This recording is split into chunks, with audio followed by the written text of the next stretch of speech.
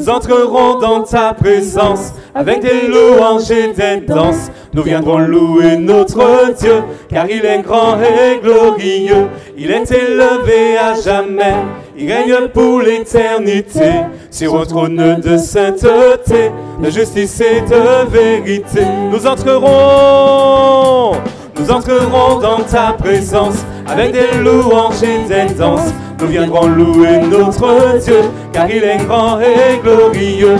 Il est élevé à jamais, il règne pour l'éternité, sur un trône de sainteté, de justice et de vérité. Oh, oh, oh, oh, yeah, yeah, yeah, yeah. Alléluia, Jésus-Christ est notre roi. Oh, oh, oh, oh, yeah, yeah, yeah, yeah. Alléluia, Jésus-Christ est... Encore une fois, nous entrerons dans ta présence.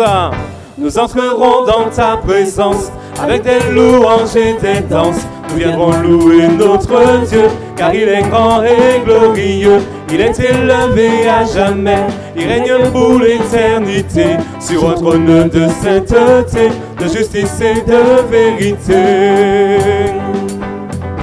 Oh, oh, oh, oh, yeah, yeah, yeah, yeah. Alléluia, Jésus-Christ est notre roi. Oh, oh, oh, oh, yeah, yeah, yeah, yeah. Alléluia, Jésus-Christ est notre roi. Que tous les peuples de la terre, que tous les peuples de la terre se réunissent autour du Père pour chanter sa fidélité et proclamer sa majesté. Et nous élèverons nos voix pour honorer le roi des rois et adorer de même cœur Jésus-Christ notre Seigneur. Oh, oh, oh, oh, oh, oh, oh, oh, yeah, yeah, yeah, yeah. Alléluia, Jésus-Christ est notre roi. Oh, oh, oh, oh, yeah, yeah, yeah, yeah. Alléluia, Jésus-Christ est... Oh, oh, oh, oh, oh, oh, yeah, yeah, yeah, yeah. Alléluia, Jésus-Christ est... Une dernière fois. Oh, oh, oh, oh, yeah, yeah, yeah, yeah. Alléluia, Jésus-Christ est notre roi. Alléluia. Dans Ésaïe 61, le Seigneur nous a fait une belle promesse que nous voulons ce matin saisir. Il a promis de nous donner un vêtement de louange au lieu d'un esprit abattu. Alors ce matin, nous allons dire, Seigneur, revêt-moi de ta louange, Seigneur.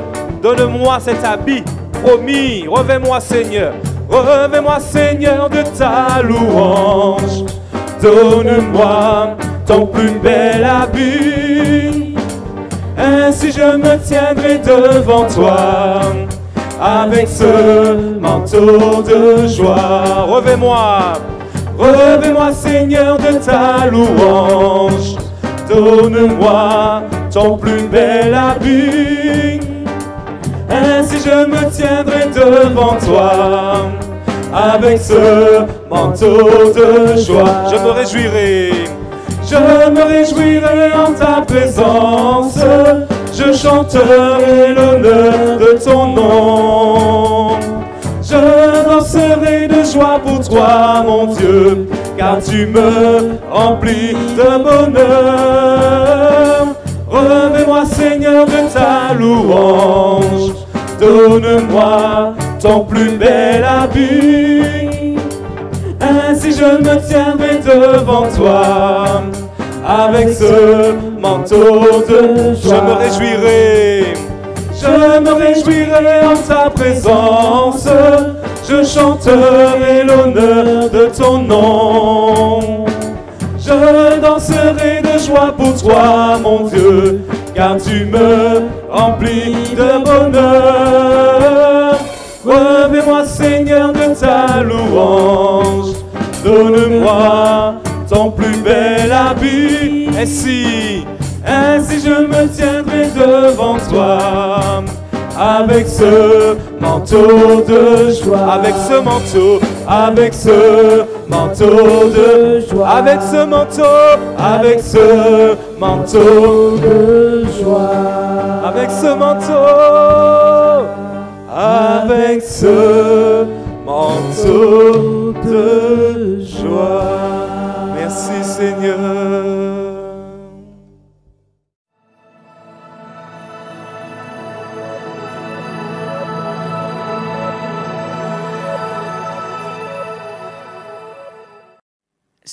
Ce matin, je voudrais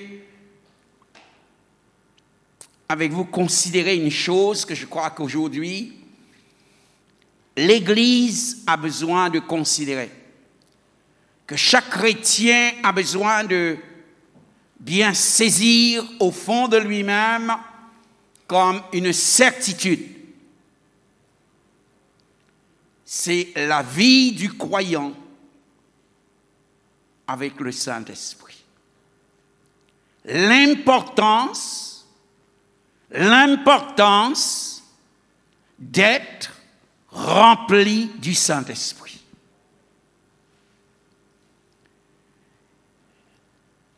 C'est un sujet prêché et reprêché que vous connaissez. Mais bien aimés, partons d'un principe que l'Église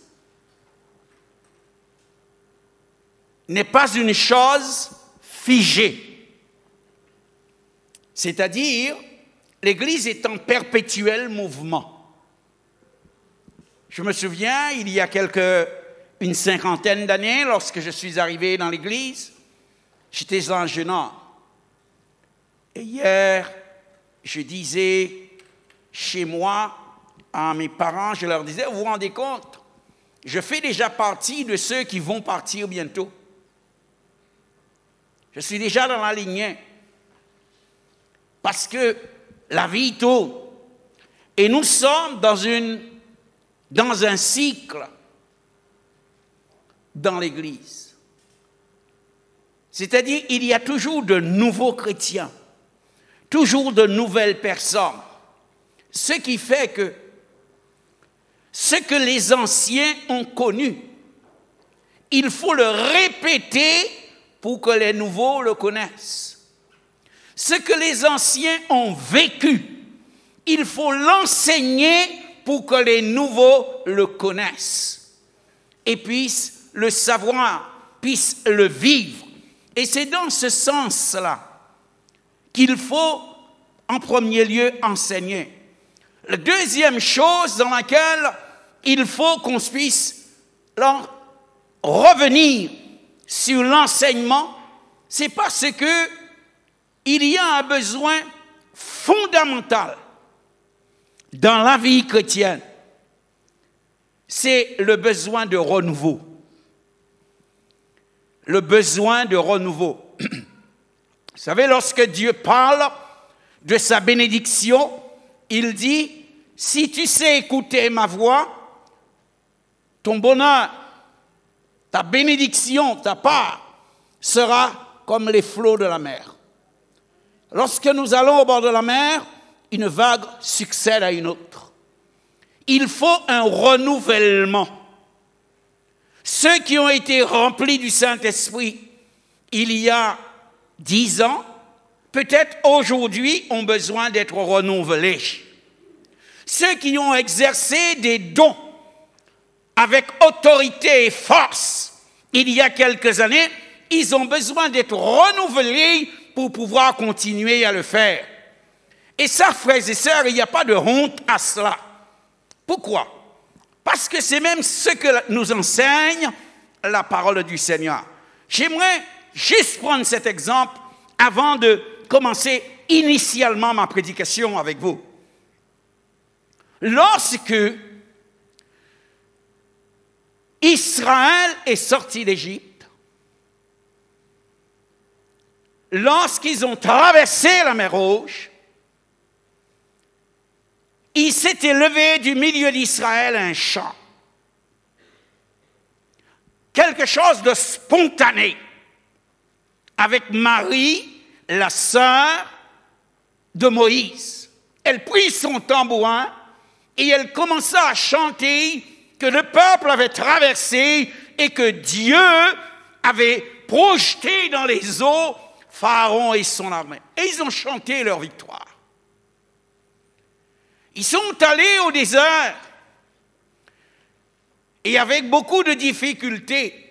Et à partir du moment où ils ont été dans le désert, on a commencé à voir plusieurs catégories de personnes dans le peuple. Parce qu'au désert, il s'est révélé qu'il y avait des gens qui ne suivaient que parce qu'ils avaient eu peur de ce que Dieu avait fait en Égypte. Mais ils n'avaient pas la foi. Alors aussitôt qu'ils ont eu faim, ils ont dit à Moïse, écoute, c'est où tu nous donnes à manger ou on te tue. Et ils ont dit à Moïse, nous préférions être le fouet sur le dos, mais manger des concombres et des viandes, plutôt que d'être ici avec l'Éternel. Vous savez, ce sont des choses qui sont graves.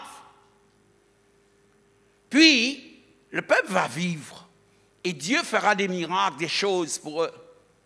Ensuite, Moïse va mourir, et le peuple se craignait.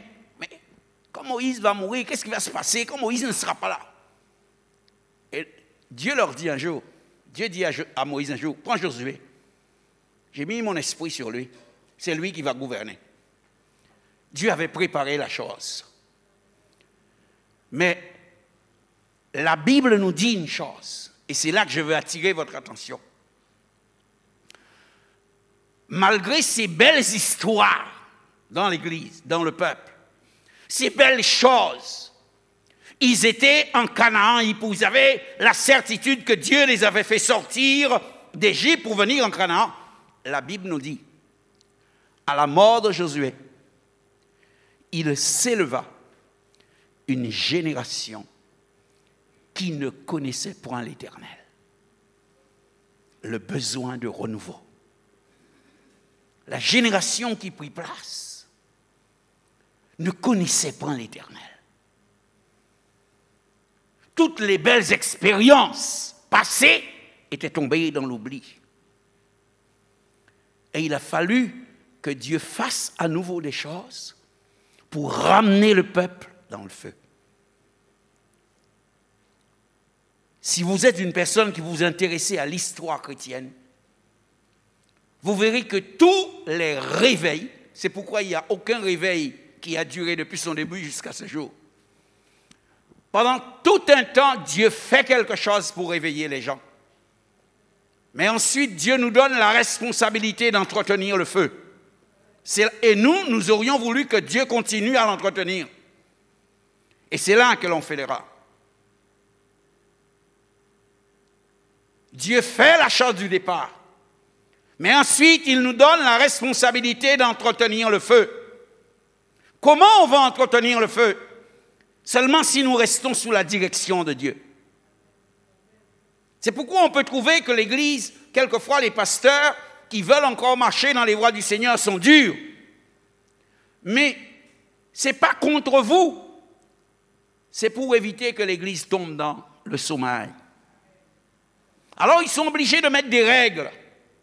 Ils sont obligés de dire, l'Évangile c'est ça et pas autre chose. Alors c'est certes, on n'est pas populaire quand on fait ça. Mais rappelez-vous de cela. Si on veut maintenir la vie au milieu de nous, il n'y a pas de vie sans règles. C'est pourquoi ce matin, je veux vous parler de l'importance d'être rempli de l'Esprit. En un mot, je veux vous montrer comment ça se passait dans la parole de Dieu. Et ce matin, nous ne resterons que dans le Pentateuque. Et pour vous montrer, c'est depuis le départ que c'est comme ça. Nous allons rester dans les 5 premiers livres de la Bible. Mais c'est aussi une manière pour moi de vous interpeller. Pour vous dire, voilà ce qui se passe quand on est rempli de l'Esprit. Voilà pourquoi il faut être rempli de l'Esprit. OK? Je me suis fait comprendre? D'accord. Donc, si, comme moi, vous avez déjà fait la lecture de la parole de Dieu, vous avez très bien compris et vu combien la Bible nous révèle que nous avons besoin de l'Esprit de Dieu. Il n'y a pas de vie chrétienne sans le Saint-Esprit. Car pour vivre avec Dieu, pour vivre pour Dieu et pour servir Dieu, seul le Saint-Esprit peut nous rendre capables afin que nous puissions comprendre et faire ce que Dieu attend de nous. Car c'est parce que nous serons remplis du Saint-Esprit que nous allons pouvoir nous distinguer.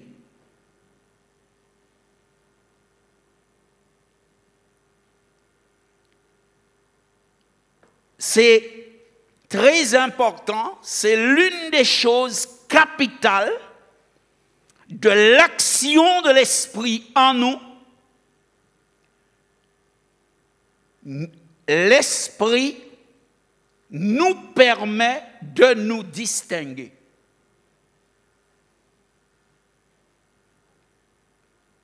C'est-à-dire lorsque l'Esprit agit, lorsque l'Esprit est sur nous, lorsque nous sommes remplis de l'Esprit, lorsque l'Esprit agit au travers de nous, quelle que soit la manière, l'Esprit permet qu'on se distingue.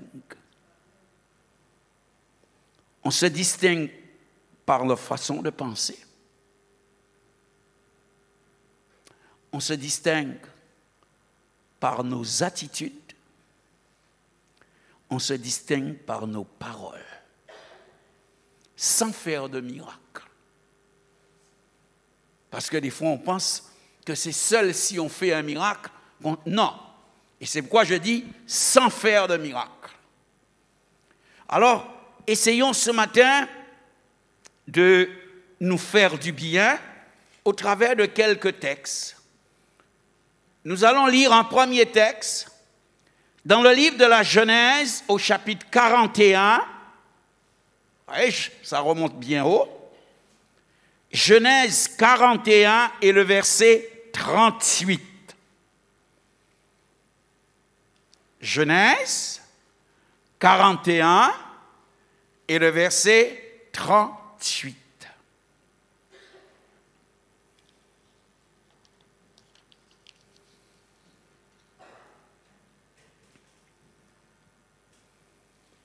Il nous est dit cette parole, et Pharaon dit à ses serviteurs, « Trouverons-nous un homme comme celui-ci, ayant en lui l'Esprit de Dieu ?» Alors, replaçons ce texte-ci dans son contexte. C'est que Pharaon vient d'avoir des songes. Il a eu 2 songes et il ne sait pas expliquer. Et il n'y a personne dans son royaume pour le lui expliquer. On fait venir Joseph qui lui explique les songes et qui lui dit: par cela même, Dieu t'a avisé qu'il va y avoir une famine. Donc, si tu ne veux pas avoir la famine, il faut que pendant les 7 ans qui viennent là, chaque année, sur chaque récolte, chaque chose récoltée, vous prenez 1/5 et vous le mettez là pour préparer les années de famine. Et c'est là que Pharaon sort cette parole. Il dit à ses serviteurs: mais est-ce que dans tout le pays, on trouvera un autre homme comme ça? Et qu'est-ce qui distingue Joseph des autres? l'Esprit de Dieu. Pharaon dit, est-ce qu'on va trouver un homme qui a en lui l'Esprit de Dieu? Donc, dans un moment de crise, parce qu'il fallait préparer l'avenir,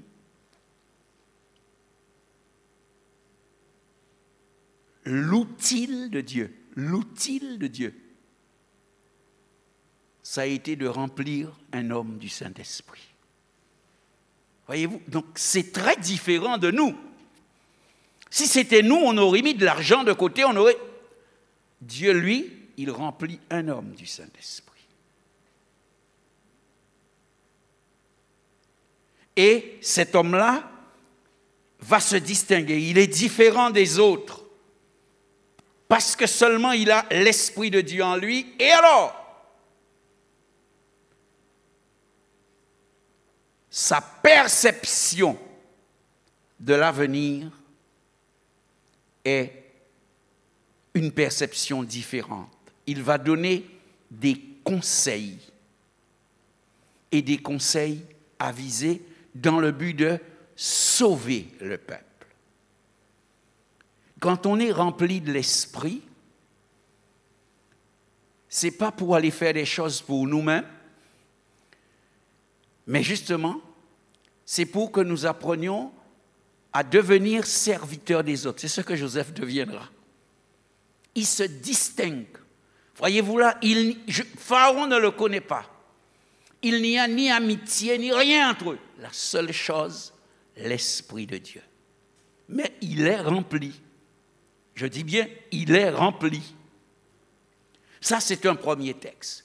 Lisons un autre texte pour voir les choses. Donc, nous avons vu que ce qui va motiver le choix de Pharaon avec Joseph, c'est que Joseph était exceptionnel par le fait qu'il était rempli de l'Esprit. Ensuite, nous allons dans le livre de l'Exode, au chapitre 31. Et les versets que vous aurez à lire, pour vous qui prenez note, c'est du verset 1er au verset 5. Exode, le chapitre 31, le deuxième livre de la Bible, l'importance d'être rempli de l'Esprit. Le verset 3, je n'ai besoin que du verset 3, mais je vais lire les versets précédents avec vous quand même pour que vous puissiez comprendre. Il est dit, l'Éternel parla à Moïse et dit, « Sache que j'ai choisi Betsaléel, fils d'Uri, fils de Hur, de la tribu de Juda. » Et au verset 3, « Je l'ai rempli de l'Esprit de Dieu, de sagesse, d'intelligence et de savoir pour toutes choses, pour toutes sortes d'ouvrages, Je l'ai rendu capable de faire des inventions, de travailler de l'or, de l'argent, de l'airain, de graver des pierres à enchâsser, de travailler le bois et d'exécuter toutes sortes d'ouvrages. Là encore, le peuple est dans le désert, mais Dieu veut initier Israël au culte, parce qu'en Égypte, Israël ne faisait pas de culte. Donc Dieu veut leur apprendre comment l'honorer. Mais pour honorer Dieu, il faut qu'ils soient conscients que Dieu est au milieu d'eux. Et ce sera ça le tabernacle. Dieu au milieu du peuple. Mais pour faire le tabernacle, Dieu dit à Moïse, fais d'après le modèle que je t'ai montré. Et le modèle, c'est au ciel qu'il est. Mais quand Moïse va parler, il va dire, je veux ça. Mais qui est capable de le faire? Qui est capable de reproduire sur la terre quelque chose qui est au ciel? Personne. Alors, qu'est-ce que Dieu fait? Il prend un homme, Betsaleel, et il le remplit de l'Esprit. Il le remplit de l'Esprit, du Saint-Esprit. Et alors, Dieu va, par ce moyen-là, décupler les facultés artistiques, tout ce que vous voulez de Betsaleel, et il deviendra capable de reproduire dans le tabernacle ce qui est au ciel.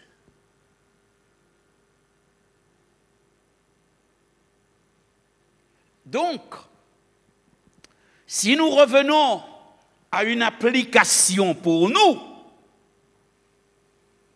pour la construction du tabernacle, pour que les louanges se passent comme Dieu veut, il va remplir Betsaleel. Et bien-aimé, quel est le but de notre vie ici-bas? C'est de louer Dieu. Dans le Notre Père, nous disons ceci: que ta volonté soit faite sur la terre, pas comme au ciel. Comme au ciel. La volonté de Dieu, elle est faite au ciel. Et la volonté de Dieu est d'une certaine manière au ciel. La volonté de Dieu a des qualités au ciel. Donc, nous, dans notre vie personnelle et dans notre service pour Dieu, chaque jour, la volonté de Dieu doit s'exécuter avec les caractéristiques qui sont exécutées au ciel. Mais ça, on ne peut pas le faire nous. Il n'y a que l'Esprit de Dieu qui peut nous rendre capables. Et c'est là, bien-aimés, que je voudrais attirer, permettez que je le fasse, attirer votre intelligence, votre attention pour comprendre c'est quoi servir Dieu. Servir Dieu, ce n'est pas notre affaire personnelle. Servir Dieu, ce n'est pas une affaire de copinage. Servir Dieu, c'est Dieu qui nous remplit de son esprit pour produire ici-bas, au milieu des gens, et là, restons dans le cadre de l'Église, pour produire au milieu de l'Église, pas seulement un service, mais un service qui possède les caractéristiques qui sont acceptables par Dieu parce que ce sont des caractéristiques qui sont identiques à ce qui est fait dans le ciel. C'est très important. Dieu ne se satisfait pas qu'on lui donne quelque chose. Dieu se satisfait quand on lui donne la chose et que la chose correspond à sa volonté. C'est pourquoi, quand nous faisons pour Dieu, ce n'est pas seulement le geste qui compte, mais nos pensées comptent. Nos mobiles, avec pourquoi nous qu'a fait. Raison profonde là. Pourquoi on le fait? Et avec quel sentiment qu'on le fait? Voyez-vous, parce que faire la chose, moi je peux déplacer ça. Tout le monde me voit aller et dire, frère, là, tu as raison, ça t'est tombé, mettez. Mais est-ce que vous savez avec quel mobile je l'ai fait? Vous ne savez pas, vous. Est-ce que vous savez avec quel sentiment je l'ai fait? Vous ne savez pas. Par contre, vous jugez sur ce que vous avez vu. Mais Dieu, lui, il juge sur ce qu'il sait.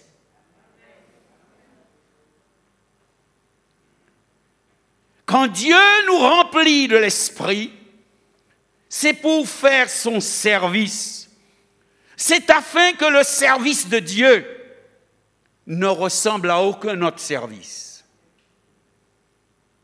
Et oui, bien-aimés, parce que ce que nous faisons là, vous savez qu'il y a des satanistes qui se réunissent et qui chantent aussi pour Satan. Ce que nous faisons là, vous savez qu'il y a d'autres gens pour d'autres raisons qui se réunissent et qui chantent. Il y a même des gens qui se réunissent et qui chantent les mêmes cantiques que nous chantons.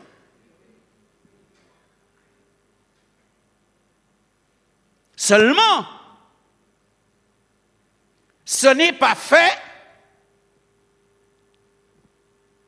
pour que Dieu soit glorifié. Donc, ça ne possède ni les mobiles, ni les sentiments qui sont au ciel et qui sont acceptables par Dieu. C'est pourquoi nous devons faire très attention. Le pasteur, il prêche.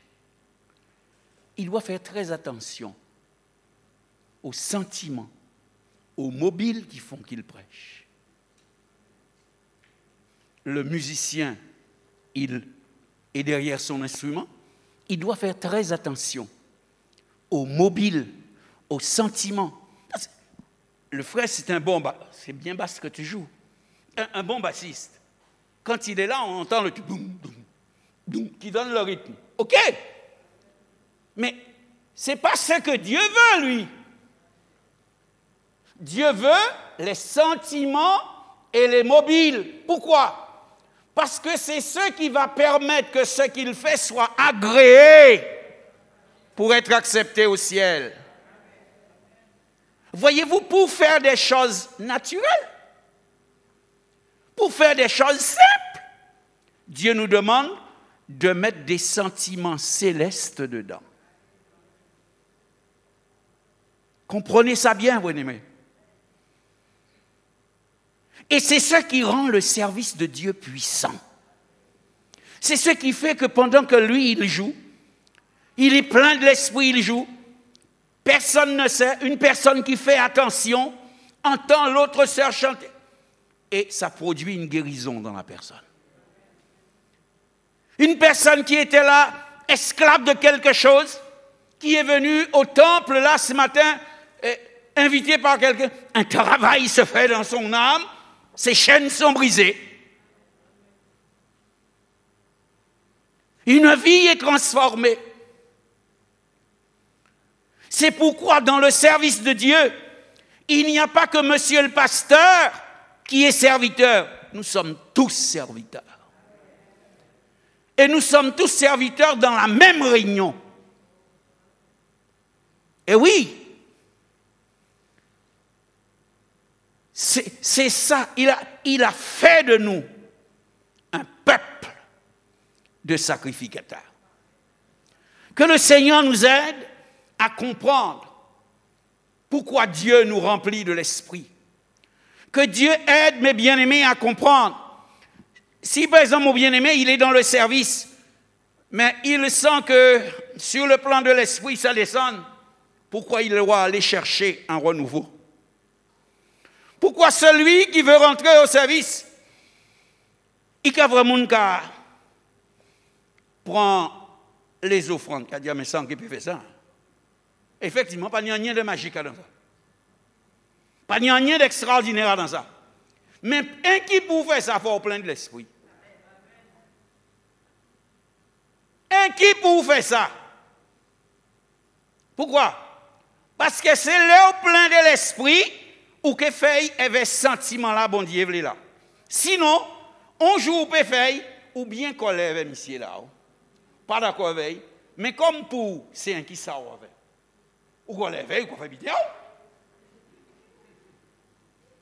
Mais le Seigneur n'est plus d'accord avec toi. C'est pourquoi celui qui se respecte et qui fait le service de Dieu comme il faut, quand il sait que son cœur n'est pas correct, il dit aux autres, ah, ce matin non, je ne peux pas servir Dieu comme ça, laissez-moi de côté. Personne n'a à le juger. Il s'est montré honnête. Plutôt qu'il aille faire de l'hypocrisie, il n'est pas dans les conditions, mais il va quand même faire le service. Bien-aimés, réalisons une chose. Nous ne servons pas un homme. Ce n'est pas le pasteur que vous servez. Vous servez l'Éternel, le grand Dieu. Respectons-le, honorons-le, glorifions-le. Ce n'est pas seulement quand nous chantons que nous le glorifions, mais quand nous nous montrons corrects, honnêtes, quand nous refusons toute hypocrisie, là aussi nous l'honorons. Et c'est ce qui peut faire que nos réunions soient différentes. Et que nous ferons effectivement en sorte qu'il y ait cette onction dans nos réunions. C'est-à-dire, le Saint-Esprit tellement à l'aise que non seulement il y a donc, mais il y a travaillé aussi pendant qu'on travaille. OK? Que le Seigneur vous bénisse et que vous puissiez bien saisir ces choses. Je vais lire encore avec vous dans le livre des Nombres, le chapitre 11 et le verset 17.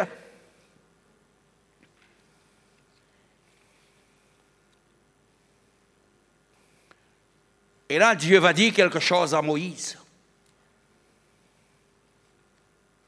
Parce que Dieu est conscient de la tâche qu'il met sur nos épaules, vous savez. Dieu sait quand il en a trop fort pour. Quel que soit ce qu'il te confie, il sait quand la chose est trop forte pour toi.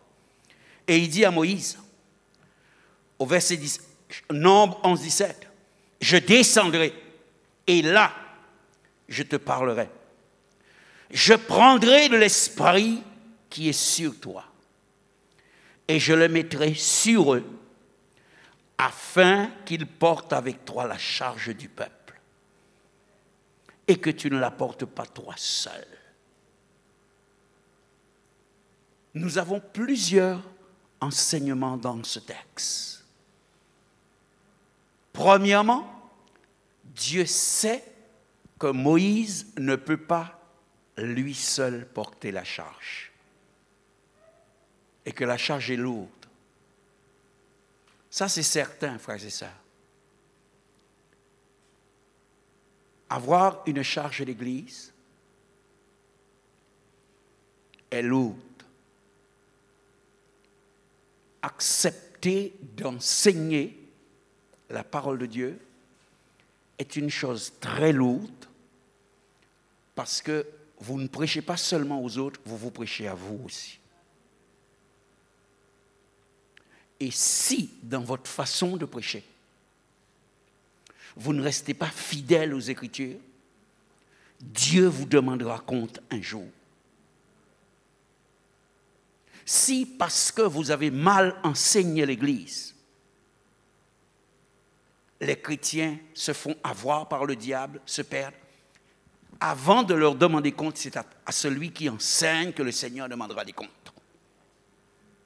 C'est très lourd. Donc Dieu sait. Il faut que ce soit une personne qui ait un cœur sensible pour que pendant que les autres se réjouissent, mangent, boivent, lui, si c'est nécessaire, il soit dans le jeûne et la prière pour l'Église. C'est pourquoi, en retour, Dieu demande à l'Église de respecter son responsable et de l'aimer. Et donc, quand Dieu sait que la charge est difficile, Dieu permet qu'il y ait des hommes qui se lèvent au sein du peuple pour venir porter la charge avec toi. Donc, quel que soit là où tu travailles pour le Seigneur, il apparaît de vous loup, faut savoir qui bon Dieu savent ça. C'est ça nous chanter bon matin là. J'ai préparé ça, il faux. C'est pourquoi il faut, c'est pas la peine de mettre au cas courir et dire on veut pas, on veut pas. Non. Le Seigneur sait. Deuxième chose. Quand Dieu veut te donner des gens avec toi, Dieu ne te donnera jamais n'importe qui. Jamais n'importe qui. Il dit à Moïse, tu feras venir ces hommes-là. Il les a cités. Et puis il leur dit, il dit à Moïse, je prendrai de l'esprit qui est sur toi, je mettrai sur eux. Écoutez, l'esprit qui était sur Moïse, c'était le Saint-Esprit. Dieu aurait pu mettre le Saint-Esprit sur ces gens-là directement. Pourquoi n'a-t-il pas fait? Et pourquoi possède-t-il de cette manière? C'est pour montrer que ceux qui sont au service, nous puissions comprendre que quand nous sommes au service, nous devons être animés du même esprit. Du même esprit. C'est très important. C'est pourquoi dans le service de Dieu, il ne faut pas qu'il y ait de discorde. Et c'est pourquoi les responsables doivent avoir le courage.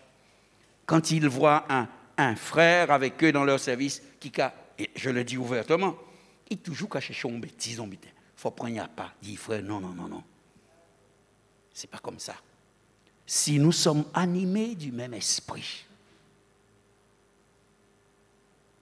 le Saint-Esprit nous montre les mêmes choses, nous donne les mêmes conseils devant les mêmes problèmes, nous donne les mêmes sentiments, nous donne les mêmes mobiles.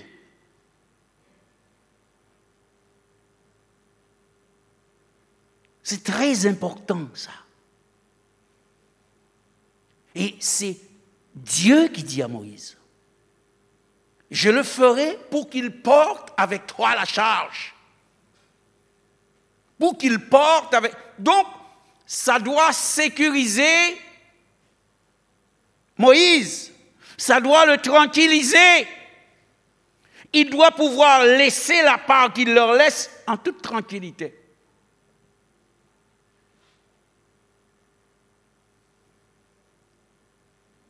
Tout, bien-aimé, n'est pas de savoir. Peut-être vous savez bien faire chanter, vous savez bien faire ceci, vous voulez bien faire la Sainte Seine, mais ce n'est pas le plus important. Le plus important, c'est que vous soyez remplis de l'Esprit. Pour que nous soyons animés par le même esprit. Tu ne peux pas avoir un sentiment qui va tout à fait à l'ouest, l'autre qui va tout à fait à l'est, ça peut marcher. Vous savez, dans le service de Dieu, on peut atteler 2 bœufs. Et c'est comme si on attelait 2 bœufs, on les faisait travailler. Mais si vous prenez 10 renards et que vous les attachez par la queue, tout ce qu'ils feront, c'est des ravages. Mettez 2 bœufs attelés dans un champ, ils vont labourer le champ. Mettez 10 renards attachés par la queue dans un champ, ils vont ravager le champ. Et si, dans notre service, nous sommes comme des renards attachés par la queue, nous allons détruire, mais nous n'allons pas construire. Tandis que si nous sommes comme des gens attelés, c'est-à-dire sous une même autorité, le joug, c'est ça. Le joug sur le cou du bœuf, ça veut dire que le bœuf se soumet à une autorité. Et nous, si nous avons le joug du Saint-Esprit, nous sommes soumis à Dieu, petit et grand. Celui qui est le plus avancé comme celui qui est ignorant, à partir du moment qu'il est sous le joug de l'Esprit, il se met à Dieu. Et nous allons pouvoir marcher dans la même direction. Nous allons pouvoir construire ensemble l'œuvre de Dieu. Mais pour cela, mes bien-aimés, il faut que vous soyez remplis de l'Esprit. Il faut que vous soyez remplis de l'Esprit. Et ça, c'est plus ma responsabilité, c'est la vôtre. Vous puissiez chercher à être remplis. Vous puissiez chercher à être renouvelés. Soyez remplis du Saint-Esprit. C'est très important. C'est pourquoi vous avez besoin de comprendre. Quelqu'un me disait, pasteur, est-ce que ce n'est pas mettre trop de règles? Quelqu'un est venu à une réunion une fois et il m'a entendu dire, je veux que les responsables ils soient en réunion, pas seulement les jours où ils sont de service. Même quand ils ne sont pas de service, il faut que... Et la personne m'a pris après et me dit, pasteur, dans le parking, est-ce que vous ne mettez pas trop de règles? Je dis, mais non. S'il est responsable, il doit savoir à quoi il s'est engagé. Il s'est engagé à être un modèle pour le troupeau. Vous savez, je vous donne beaucoup, en tant que pasteur, pour vous qui travaillez avec moi, je vous donne beaucoup d'avantages. J'essaie d'organiser le travail avec vous. Mon pasteur, quand j'ai commencé, il n'organisait pas le travail. En plein culte, il descendait, il disait, toi, tu viens avec moi pour la Sainte Seine, toi, tu viens avec moi, toi, tu viens avec moi. Mais si quand tu te levais, tu n'étais pas correct, ça m'est arrivé, hein? Vous savez, on est jeune, j'étais jeune, et je venais aux réunions, et je ne venais pas comme ça. J'avais mes chemises Playboy. Et un jour, il me dit, à la réunion de ce soir, c'est une réunion de prière, tu vas me faire chanter, parce qu'en plus, il me donnait le nombre. Il me dit, tu me fais chanter 2 cantiques et 1 chœur. Il ne faut pas que j'aille plus. Alors, moi, tout heureux, je me présente, j'ai mes petits sandales aux pieds, et avec ma petite chemise Playboy, avec beaucoup de yeux de femme dessus. Quand je suis arrivé, alors moi, tout joyeux, je viens lui montrer les chants que j'ai préparés. Il me dit, tu vas où avec ça? Tu vas où comme tu es là? Tu vas te mettre des vêtements et te mettre des chaussures, et je ne veux pas que la réunion commence en retard. Il n'a tenu compte ni de la distance où j'habitais. Il m'a dit, je ne fais pas chanter, je ne mets pas quelqu'un d'autre. Tu aurais dû comprendre. Pourquoi? Il estimait que si j'avais été attentif à l'esprit, l'esprit me dirait que pour faire le service de Dieu, je dois avoir une certaine tenue. Je ne m'habillerai pas comme je veux, mais pour être un modèle pour le peuple. Et vous savez, au départ, je n'ai pas compris. Je suis allé quand même, j'ai fait les choses. Mais après, je lui dis, pourquoi tu m'as fait ça? Il me dit quoi? Je ne t'ai rien fait.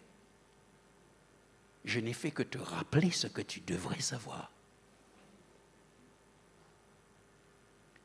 Donc, bien-aimé, servir Dieu, c'est quelque chose de sérieux. Il faut que... Et être rempli de l'esprit. Je ne peux pas dire que je suis rempli de l'esprit et que je sois plein d'hypocrisie. Qu'est-ce que ça veut dire? Le Saint-Esprit autorise les gens à être hypocrites. Je ne peux pas dire que je suis rempli de l'esprit et je suis en perpétuelle opposition avec... Qu'est-ce que ça veut dire? Le Saint-Esprit permet que... Le Saint-Esprit ne fait plus l'unité. Lui, c'est le désordre qu'il met. Non. Quand nous sommes pleins du Saint-Esprit, vous savez, j'en prends et j'en apprends. Parce que même moi, des fois, ça m'est arrivé de faire des erreurs, mais j'ai dû les admettre. Parce qu'il faut être rempli de l'Esprit, mais il faut savoir écouter le Saint-Esprit. L'importance d'être rempli. C'est le Saint-Esprit qui nous permet de nous distinguer. C'est le Saint-Esprit qui nous permet d'être qualifiés. Je le rendrai capable.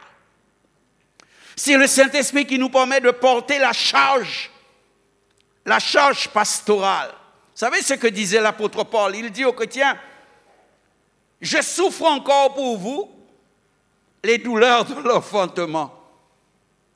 Et ce qui manque aux souffrances de Christ, je l'achève en ma chair.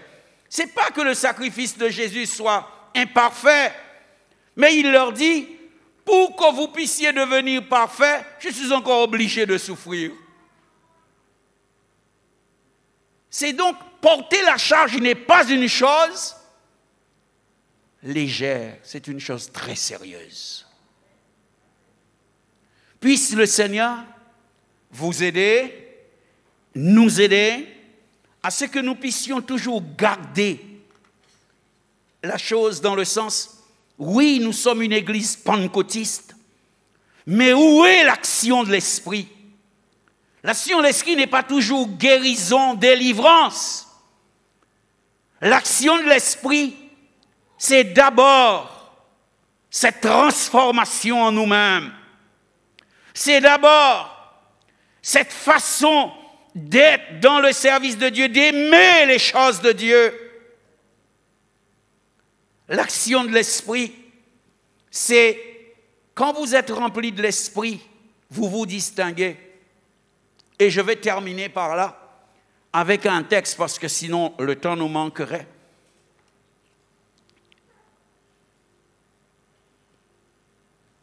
Lorsque Dieu va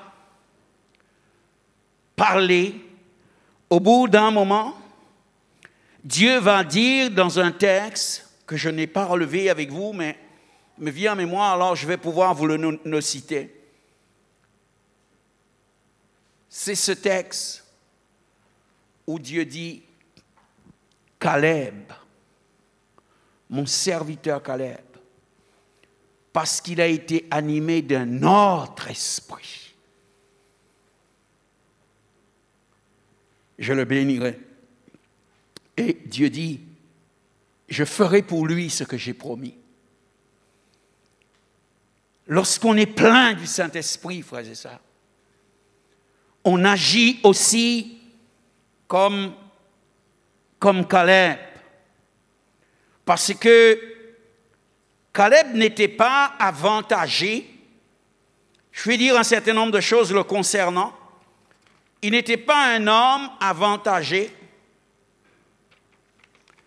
C'était un homme, dans Nombre 14, 24, vous trouverez le récit de Caleb. Nombre 14, 24. Où il est dit, et parce que mon serviteur Caleb a été animé d'un autre esprit et qu'il a pleinement suivi ma voie, je le ferai entrer dans le pays où il est allé et ses descendants le posséderont. Comment Caleb se distingue? Caleb fait partie des 12 princes d'Israël qui a été envoyé pour explorer le pays de Canaan. Ils ont tous vu la même chose. Ils ont vu les villes fortifiées. Ils ont vu les géants. Mais ils ont vu également, ils en ont même ramené une grappe de raisin que 2 hommes apportent. Ils ont vu que c'est un pays, comme Dieu l'a dit, où coule le lait et le miel. Et lorsqu'ils retournent, 10 parmi eux vont faire un rapport négatif en disant non, nous ne pouvons pas aller. Et ils vont tellement parler que par leur façon de parler, le peuple va se décourager. Par leur façon de parler, le peuple va se mettre à murmurer. Par leur façon de parler, ils vont irriter Dieu qui dit, bon, c'en est assez maintenant. Pourtant, c'étaient des chefs. Ils devaient mettre le peuple dans la bonne condition. Mais ils n'étaient pas animés par le Saint-Esprit. Et leur façon de faire a découragé le peuple. Caleb, lui, la Bible dit, il a été animé de notre esprit. Et il leur a dit, non, mes frères, montons et prenons le pays comme l'Éternel l'a dit. On a failli le lapider.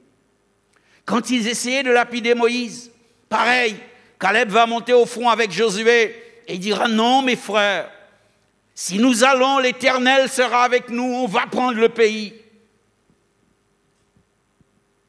Caleb se distingue parce qu'il est animé d'un autre esprit. Il parle autrement.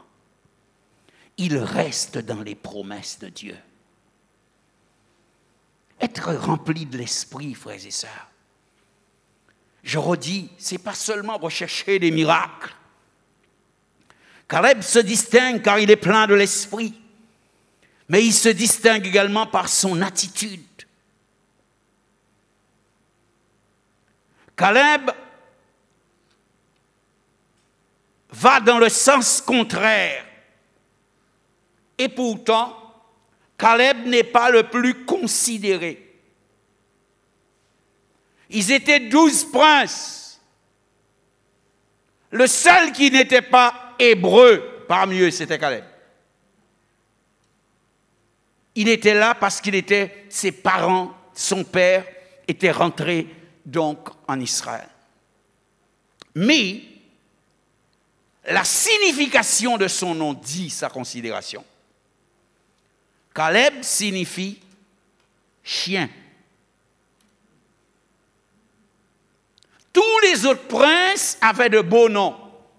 Ils disaient Shama, l'Éternel pourvoira. L'autre, eh bien, l'Éternel est ma force. Mais lui, son nom signifie chien. Il est le moins considéré. Seulement, il est rempli de l'esprit.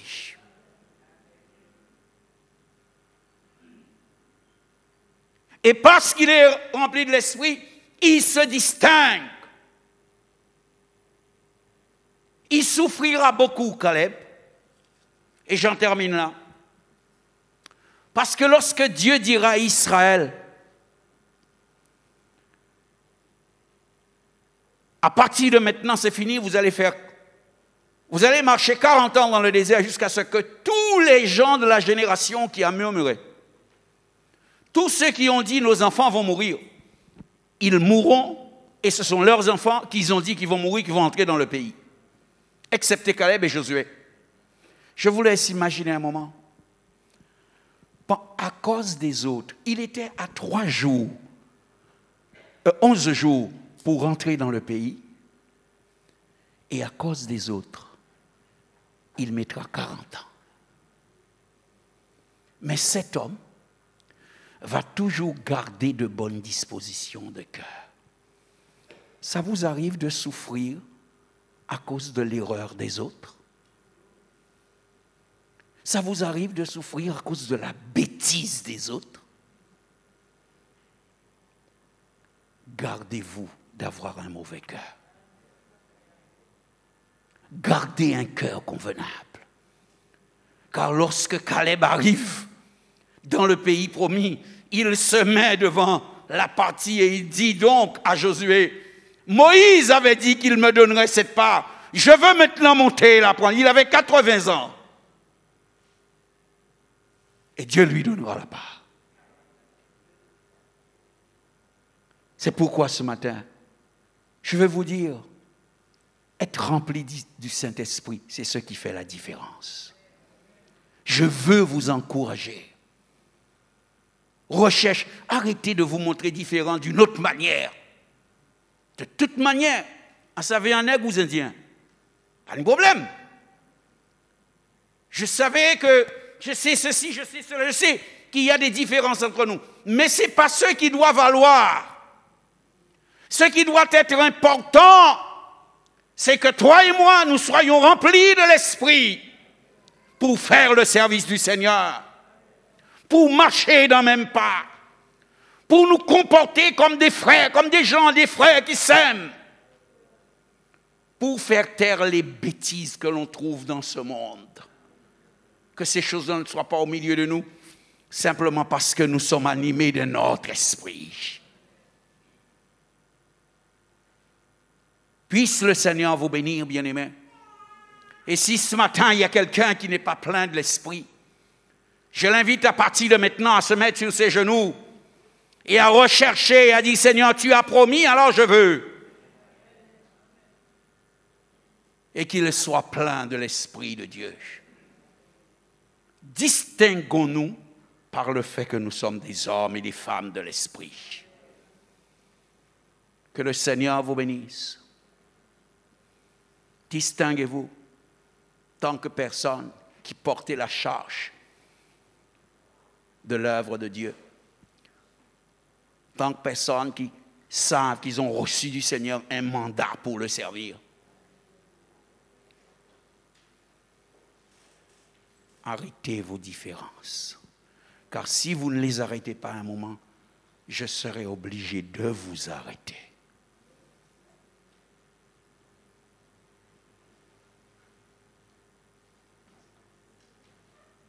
Que le Seigneur vous bénisse et qu'il vous fasse grâce. C'est à cause de ta bonté. C'est parce que ce temps-ci est encore un temps où tu veux remplir du Saint-Esprit. C'est parce que ce temps-ci est encore un temps où nous pouvons permettre que l'Évangile s'accomplisse dans nos vies. Que tu nous bénis, Seigneur, ce matin. Je prie seulement pour que ta parole trouve le chemin des cœurs. Je prie seulement pour qu'elle fasse cesser la peur et la crainte. Je te prie pour qu'elle fasse cesser les rébellions. Je te prie pour qu'elle fasse cesser les différences inutiles, Seigneur. Et qu'ensemble, ton peuple se retrouve vraiment dans l'unité de l'Esprit. À toi soit la gloire, l'honneur, la louange et la reconnaissance de notre cœur, au nom de Jésus. Amen. Seigneur vous bénisse.